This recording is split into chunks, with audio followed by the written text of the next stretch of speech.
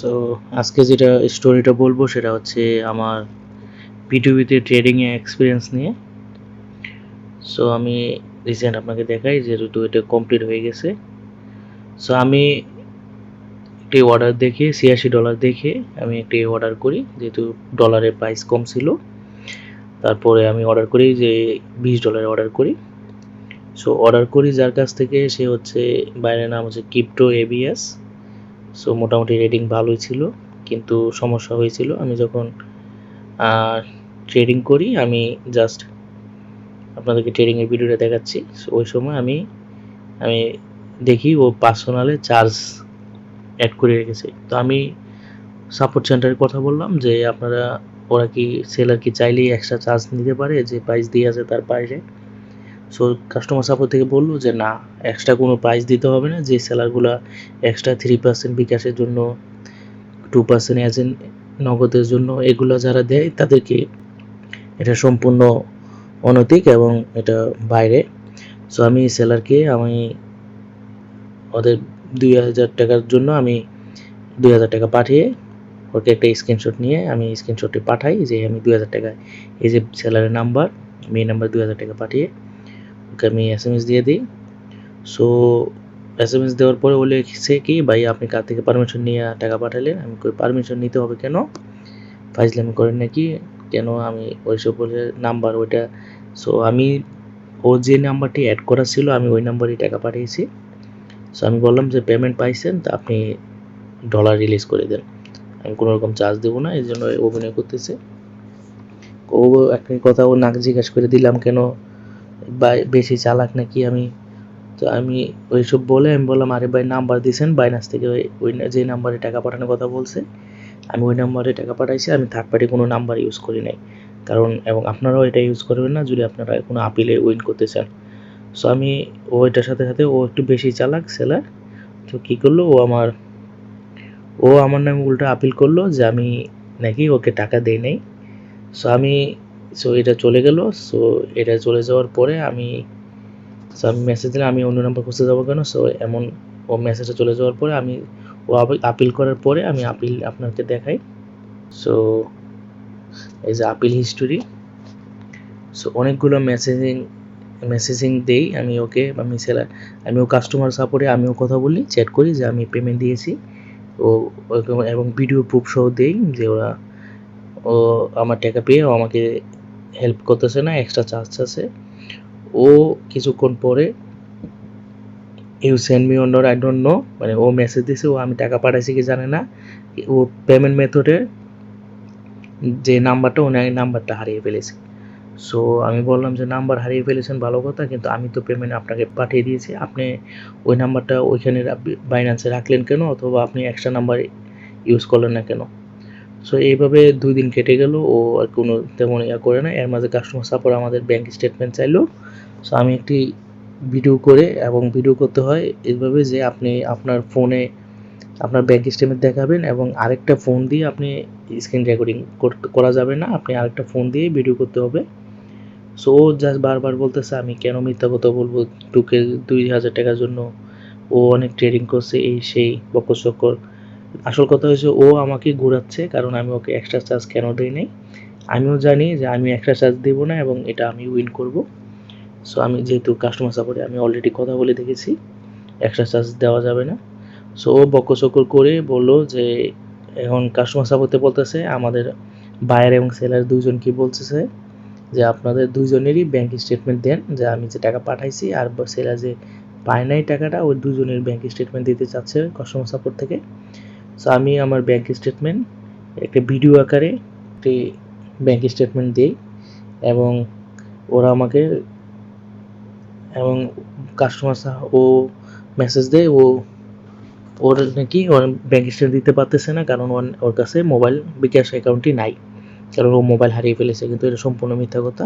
তো আমি ওইখানে ওদেরকে মেসেজ দিলাম কাস্টমার সাপোর্টে যে একটি সিম তুলতে মাত্র 5 মিনিট লাগে, আপনি সিমটি তুলে আমাকে দেখান, কারণ এটা 2 দিন থেকে 3 দিন হয়ে গেছে অলরেডি।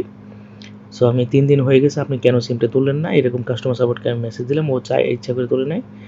সো এখানে কাস্টমার সাপোর্ট পরে শেষ মেসেজ দিল যে ও সেলার আর কিছু প্রুফ করার মতো কিছু দেখাতে পারে না, কারণ ও ইচ্ছা করে ব্যাংক স্টেটমেন্ট দেখাচ্ছে না, ও জানে করবে।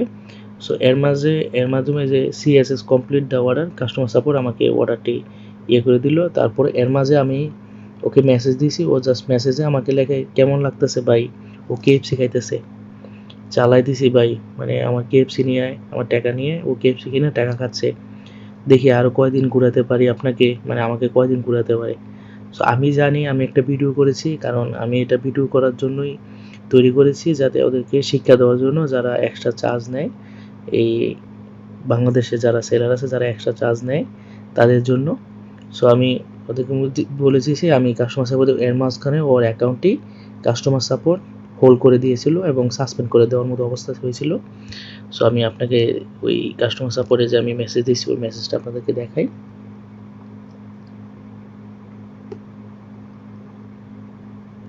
যে আমার চ্যাট অপশনে গেলেই এখন দেখা যাবে, যেহেতু আমি ওইটা কমপ্লিট করি নাই, এই যে কেস আইডি। সো আমার কেস অলরেডি চলতেছে, থ্যাংক ইউ। এই যে দেখেন, সো আমি ওদেরকে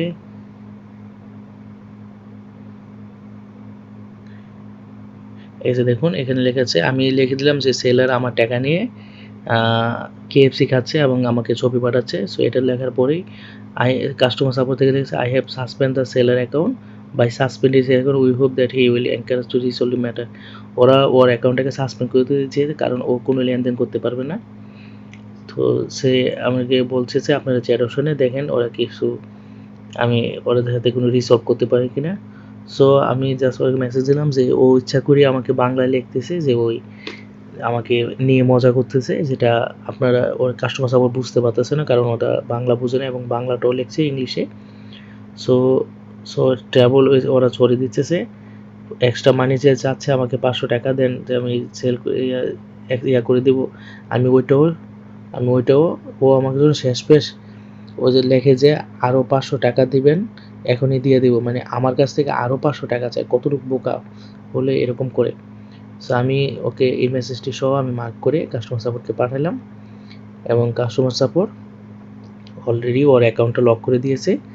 সো আজকে ও বাধ্য হয়েছে আমার টাকাটাকে রিলিজ করে দিতে, না হলে আজকে ওর আইডিটাই সাসপেন্ড হয়ে যেত। সো আমি ওর নাম্বারটা আপনাকে স্ক্রিনশট নিয়ে পাঠাবো। সো আপনারা দেখেন, এরকম সেলার হতে আপনারা সবাই সাবধান থাকবেন, এবং এরকম সেলারদেরকে যেখানে যারা এক্সট্রা চার্জ নেয়, চলুন আপনাদেরকে আরেকটি স্যাম্পল দেখাই। যেরকম এই যে দেখুন সবাই 86 টাকা ইউএসডি পায়, এই যে দেখুন 88 টাকা, এখানে দেখেন কত টাকা, 88 টাকা থেকে এখানে লেখা $1.92। তো তার মানে কি ওরা এক্সট্রা চার্জ নিচ্ছে। এখানে কিন্তু টার্মস দিয়ে দিয়েছে, মোট টাকা বিকাশ চার্জ 2% দিতে হবে। আচ্ছা আমি কেন বিকাশ চার্জ আপনাকে 2% দেবো? আপনার যদি 2% বিকাশ চার্জ নিতে হয়, আপনি 88 টাকা না দিয়ে আপনি 90 টাকা দেন, সেই পার্সেন্টে সেখানে আপনার 2% চার্জ হিসাব করে আপনারা প্রাইস দেবেন। এটা কখনই আপনারা এক্সট্রা প্রাইস দিতে যাবেন না, এক্সট্রা চার্জ দিতে যাবেন না, কারণ এটা বাইন্যান্সের নিয়মের বাইরে। ওরা আমাদের বাংলাদেশি বায়ারগুলা টার্মস অ্যান্ড কন্ডিশনের নামে আপনাদের কাছ থেকে এক্সট্রা টাকা নিচ্ছে। আপনারা যখনই ট্রেড করবেন আপনারা স্ক্রিনশট নিয়ে রাখবেন, এবং পারলে একটি স্ক্রিন রেকর্ডিং দিয়ে পুরো সম্পূর্ণ কাজটা ভিডিও করে নেবেন। কখনোই এক্সট্রা চার্জ দিবেন না। যদি ও এক্সট্রা চার্জের জন্য আপনাকে আপিল করে, আপনি 100% শিওর হয়ে থাকেন যে আপনি উইন হবেন। এক্সট্রা চার্জের জন্য ও কোনো রকমে উইন হতে পারবে না। আপনাদের আর তারপরে যে বিকাশ নাম্বারটি অ্যাড করা থাকে বায়ারের অ্যাকাউন্টে, সেম বিকাশ নাম্বারে আপনারা টাকা পাঠাবেন। এক্সট্রা কোনো থার্ড পার্টি ও যদি বিকাশ নাম্বার দেয় যে আমার এজেন্ট নাম্বারে টাকা পাঠান, ওই নাম্বারে টাকা পাঠান, কখনোই ওই নাম্বারে টাকা পাঠাবেন না, তাহলে কাস্টমার সাপোর্ট আপনাকে হেল্প করবে না। কারণ বাইন্যান্সে যে নাম্বারটা দেওয়া থাকে ওইটা হচ্ছে ভেরিফাইড নাম্বার সেলারের, ওই সেম ভেরিফাইড নাম্বারে আপনাকে টাকা পাঠাতে হবে। সো আজকে এই পর্যন্তই, আশা করি সবাই ভালো থাকবেন। ধন্যবাদ সবাইকে।